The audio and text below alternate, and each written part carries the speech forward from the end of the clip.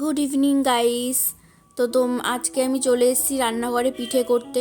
তো তোমাদের দাদা আমাকে হঠাৎ করে বললো যে আজকে পিঠে করো। তো আমিও রান্নাঘরে চলে আসলাম পিঠে করতে।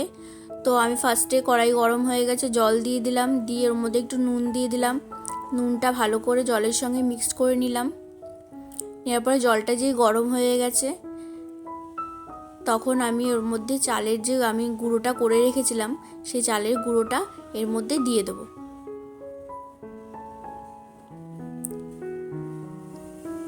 তো আমার চালের গুঁড়োটা পুরো দেওয়া হয়ে গেছে। এবার আমি এটাকে ভালো করে জলের সঙ্গে মিক্সড করে নেব। ভালো করে নাড়াচাড়া করে ভালো করে মিক্স করে নেব। এটা এতটাই স্মুথ হবে যেন একটা আটার ডো তৈরি হবে। ভালো করে এটাকে মেখে নিতে হবে। গরম যেহেতু এটা খুন্তি দিয়ে এটাকে ভালো করে চেপে চেপে মেখে নিতে হবে।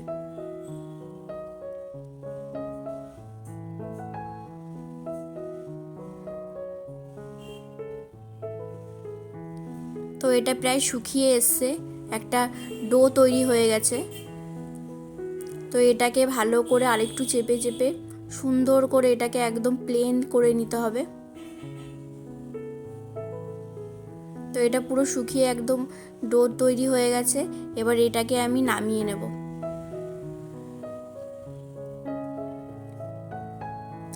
তো এটাকে আমি নামিয়ে নিয়েছি, নিয়ে একটা ভিজে কাপড় দিয়ে এটাকে চাপা দিয়ে রেখেছি। নাহলে যেহেতু এটা চালের গুঁড়োর, তাহলে এটা শক্ত হয়ে যাবে ঢেকে না রাখলে। তো এটাকে আমি চাপা দিয়ে রেখেছি। এবার এটাকে গরম গরম এটাকে মাখতে হবে। যেমন আমরা আটার ডো মাখি তেমনই এটাকে গরম গরম মাখতে হবে। এটা যেহেতু গরম এই জন্য আমি একটু জল আনতে গেছিলাম, কারণ জল ছাড়া এটাকে মাখা যাবে না। কারণ দেখতেই পাচ্ছ তোমরা কেমন ধোয়া উঠছে। তো এটাকে মাখা যাবে না, এই জন্য আমি একটু জল আনতে গেছিলাম। তো জলের মধ্যে হাত চুবিয়ে চুবিয়ে ভালো করে এটাকে চেপে চেপে মেখে নিচ্ছি আমি।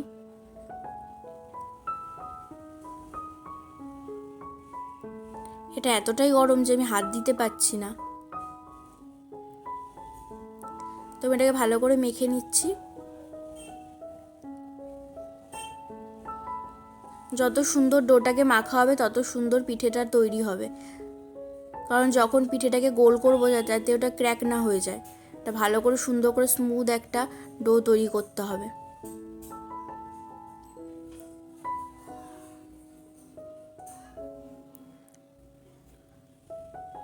তো আমার ডোটা তৈরি হয়ে গেছে। এবার আমি এটাকে একটা ভেজে কাপড় দিয়ে ঢাকা দিয়ে রাখবো, আবার না হলে শক্ত হয়ে যাবে।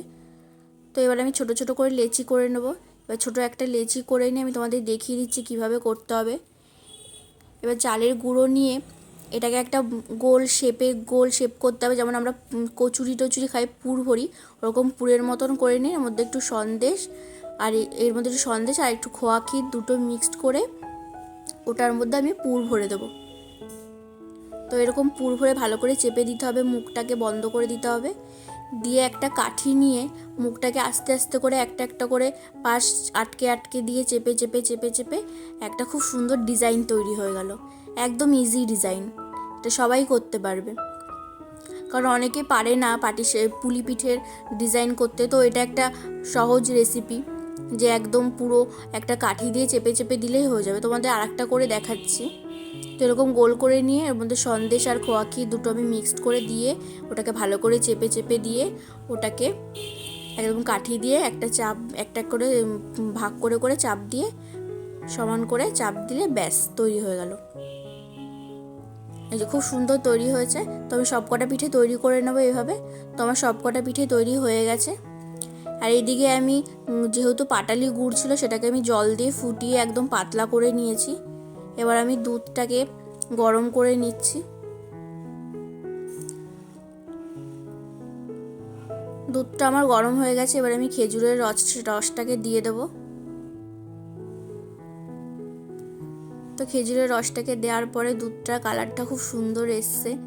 একদম পুরো মানে ঘরের মধ্যে পাটালি গুড়ের একটা মানে খেজুরের গুড়ের একটা খুব সুন্দর পিঠে পিঠে গন্ধ বেরিয়েছে। তো এটাকে একটু নুন দিয়ে দিলাম আমি এর মধ্যে, কারণ আমি একটু পিঠে কিংবা পায়েস যাই কিছু করি মিষ্টি জিনিস একটু নুন দিই, তাহলে ব্যালেন্সটা খুব সুন্দর হয়।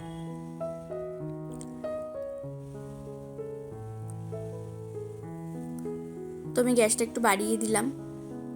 এবারে এই দুধটা ফুটে গেলে একটু, তখন আমি পিঠেগুলোকে দিয়ে দেবো। একটু চাপা দিয়ে রাখি, দুধটা ফুটে গেলেই আমি পিঠেগুলোকে দিয়ে দেবো। তো দুধটা ফুটে গেছে, এবার আমি একটা একটা করে পুলি পিঠেগুলোকে দিয়ে দেবো দুধের মধ্যে।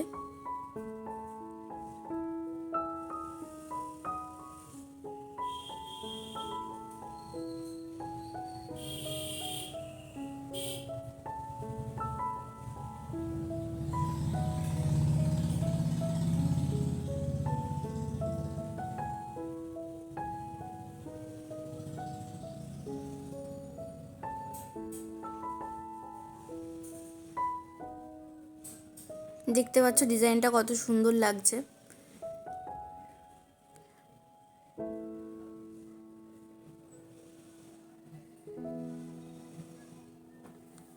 তো আমার সব পিঠেগুলো দেওয়া হয়ে গেছে।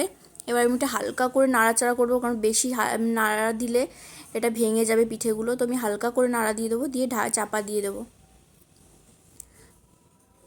তো এটাকে প্রায় 5 থেকে 10 মিনিট চাপা দিয়ে রাখলেই পিঠেটা তৈরি হয়ে যাবে। তো আমার 5-10 মিনিট হয়ে গেছে। তো এবার আমি ঢাকনাটা তুলে নেবো। দেখো খুব সুন্দর পিঠেটা ফুলে গেছে একদম দুধের মধ্যে। তো আমার পিঠে তৈরি হয়ে গেছে কমপ্লিট। তো আজকের ভিডিওটা এখানেই শেষ করছি। দেখা হবে নেক্সট ব্লগে। সবাই সুস্থ থাকবে, ভালো থাকবে, টাটা।